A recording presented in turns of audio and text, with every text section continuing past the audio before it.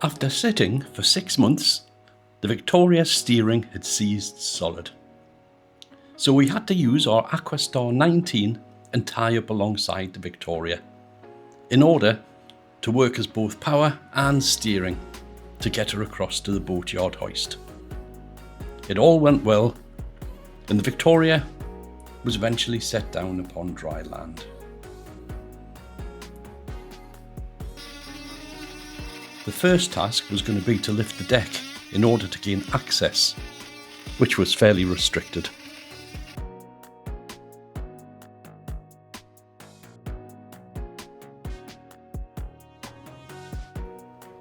We managed to disconnect the steering linkages, which then confirmed that the rudder was seized solid. We'd also decided to change the steering boss and also the steering cable, because we were thinking there was a possibility, well, one that the boss was about 40 years old, and the other that the cable could have stretched, trying to pull a seized mechanism. We had also found that the wood behind the ship's wheel was starting to get a bit soft and show its age. So we ordered the new cable, which life was made easier by it having a part number on the side. And we also got our hands on a brand new boss, which also was going to be complemented by the brand new steering. And we also reinforced the soft wood that was behind it. And that made a nice and tidy job of it. So it was at that stage we had to turn our attention to the outside, to the rudder itself. After talking to a lad that had had the same problem, we decided it was a twisted skeg. So we decided to cut the skeg at the area that the problem lay. And immediately the rudder was free.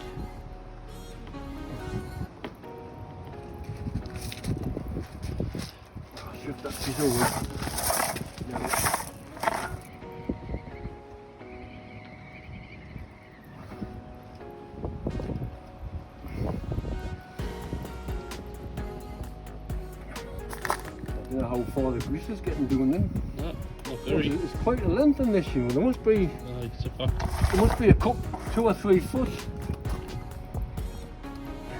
And the shaft was very dry, but nothing some emery cloth wouldn't fix, I'm sure. It's not going. We're going to dig a hole. I was wondering that, and then I thought, no, it's going to give me a flint there. Get the shovels out, Craig. So using a heavy hammer and a chisel, the extra few inches required were dug, and we actually had the rudder shaft out. That meant the rudder cup, as we call it, was going to have to be remade in an engineering shop. While waiting for the new part, it was decided to scrape the hull off in anticipation of putting on some new anti-foul. One of the worst jobs you can do on a boat, as everybody knows.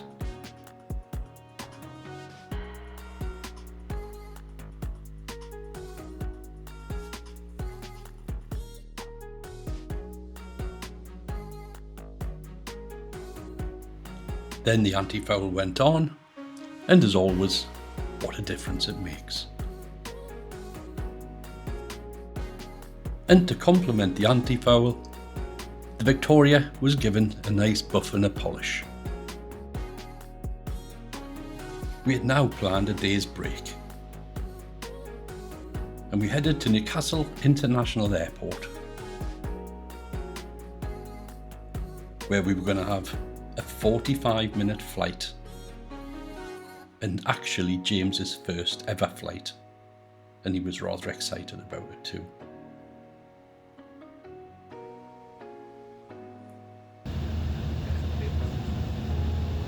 And in what seemed to be the blink of an eye, we had arrived. We were just about to land at Southampton Airport, where we had decided to spend the day at the Southampton Boat Show.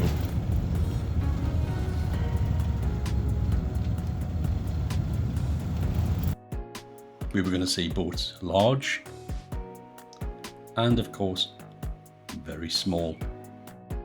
And the guy actually attempted to cross the Atlantic in this. He's certainly braver than me. Of course, you've always got to have some dreams when you're there. The day flew over and we were having a terrific time, and Craig even managed to blag himself and James a trip on a World War II gunboat, just to finish the day off nicely.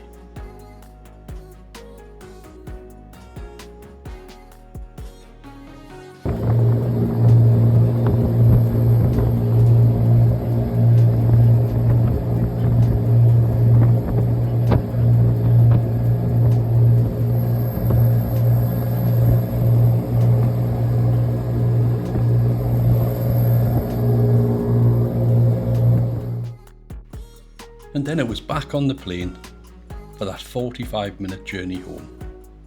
A day well spent. And the part had arrived. We were ready to get back to the graft.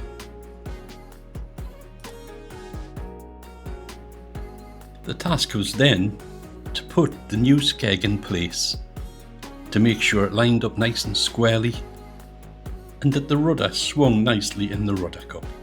This was achieved by clamping the new skeg to the existing skeg, and we put some makeshift spacers in place too. Once in place, we drilled the 4 holes and put stainless steel bolts through and fastened them all up. When that was done, the extra length on the bolts was chopped off. Everything was back together again, so a quick coat of anti-foul and we were ready to go.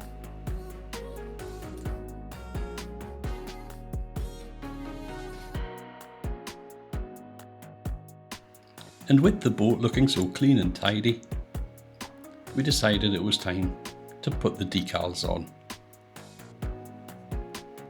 And at the same time we also decided to put on a swimming platform, which we did. And we changed it from Victoria, Newcastle to Victoria North Shields.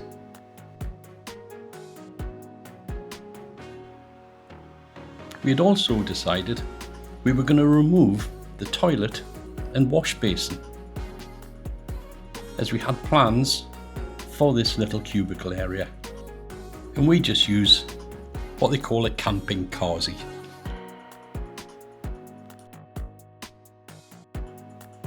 It was quite a task to remove the wash basin due to it being moulded fiberglass, but eventually it was out and it was trimmed inside of the little cupboard. An ideal place to put our fishing rods, fishing boxes and tackle, etc. And Craig was certainly looking pleased to know that the boat was going back into the water.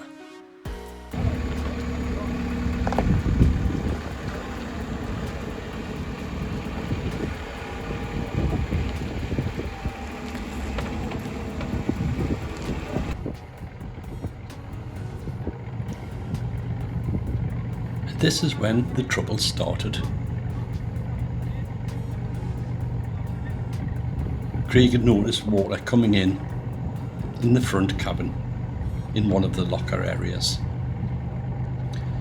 which is obviously the last thing we wanted.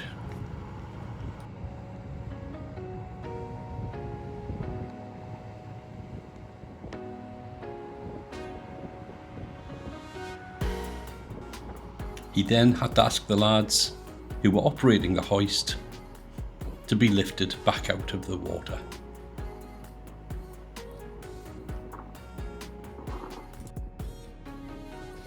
The lads were good enough, because they were going on their dinner, to let Craig and Mickey try and solve the problem while it sat in the hoists. But unfortunately, it was something they couldn't do there and then. So the boat was returned to the ports, still dripping from the strops from it being dropped in the water for all of about 2 minutes. And Craig and Mickey looking a bit more serious than I was used to seeing them.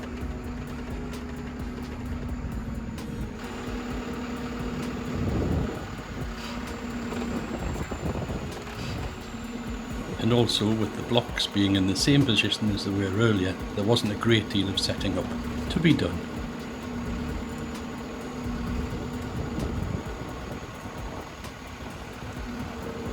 And this is when the investigation was going to have to start. We found the culprit, and it was a skin fitting with a stopcock on. And the thread below it had a hole in it due to corrosion. We decided on a temporary fix, which a lot of you purists will be going mad at. But we decided to cap it off at the top after chopping the corroded piece. We cleaned the bottom, which had been anti-fouled off, and scraped it right down to the bone. And then the next step was to glass across the two offending skin fittings. And we do plan to repair this properly at a later date. So the Victoria was dropped back into the water, and Craig and Mickey and a pal were going to head out to test the steering and have a spot of fishing while they were out and about, and hit onto some decent fish while they were out also. Craig in some cases catching 2 at a time. So when they'd filled the pot, and we only keep what we know we're going to eat, it was then time to return back up the river and back to the marina.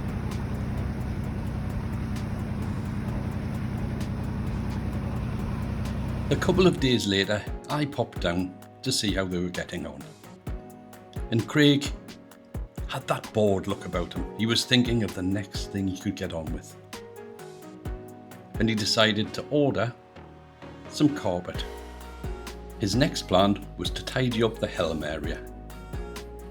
We'd never been happy with the bit fiberglass on the top. It looked too pointy and out of place. So they squared it off nicely using some plywood. And then, using the carpet that he'd ordered, everything was trimmed off inside between a grey and a blue. Made a fantastic job. And the cabin below was given a bit of a tidy up, but we have got big plans for that, with upholstery and new carpeting to come.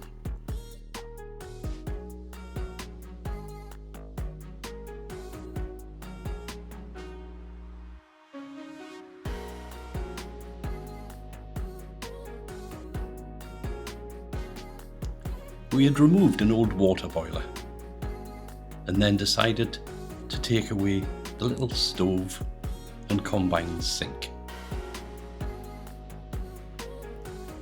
Our plan is to be all electric at some time, but at the moment we just use the shore power for boiling kettles. But what we plan to do now was an idea we pinched from a pal, John, who's got a lovely Targa 25. And it was to get our local coastal map placed under some perspex. And this makes a great work surface for placing the kettle and the cups. And Mickey made some finishing touches and spruced up the paintwork. So we felt that we had the lower cabin and the helm area pretty tidy for what we had planned at the moment. Our attention then turned to the decking area, which had quite a few rotten spots here and there. So we chopped out a lot of the offending pieces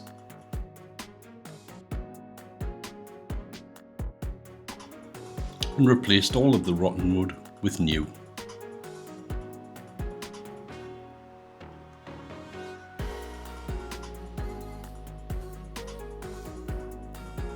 And then went about coating everything with bilge paint.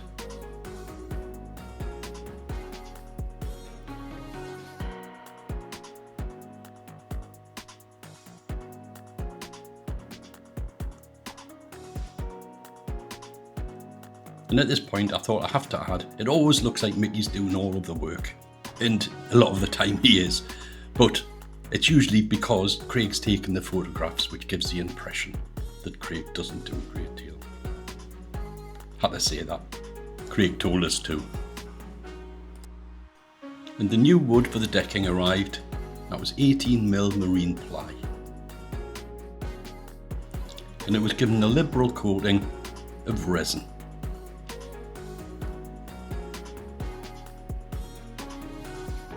Mickey had the right idea on that day and kept himself well in the shade, especially while mixing the resin.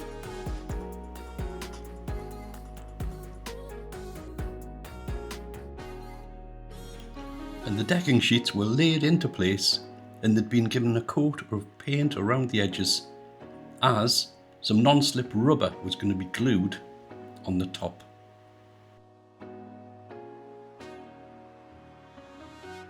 So all of the pieces were cut and put into place in preparation, waiting for the glue.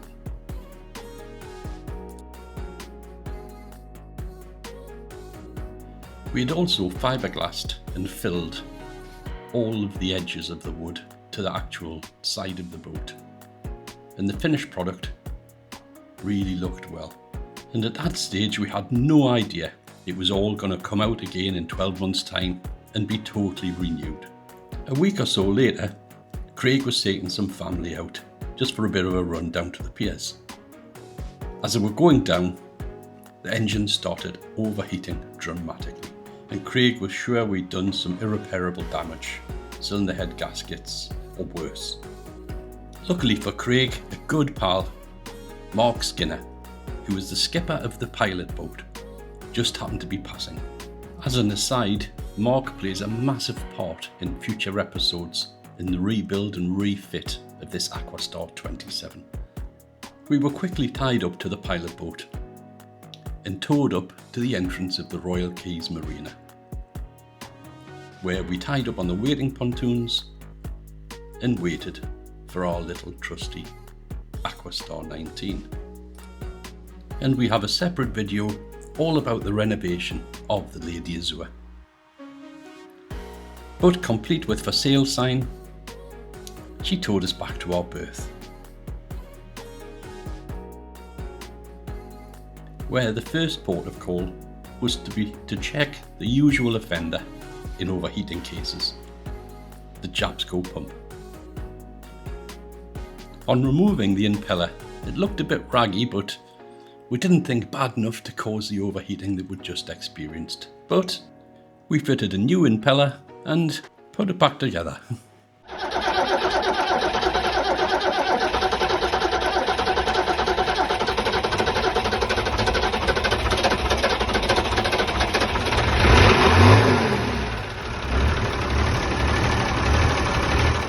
Craig turned the engine off as quick as he turned it on. He'd heard water cascading down into the bilge and went to investigate. Looking further, he found out that there was a core plug which had rotted. It's in the left-hand corner at the top of this picture. You can also see it in the centre of this picture from a future episode when the engine comes out. But in the meantime, coming up in the next episode, should we remove our tank and replace it with a new one? Or should we just give it a good old clean out? And also, we fit some new electronic instruments. If you've enjoyed this, would you please like and subscribe? And we'll see you next time. Bye for now.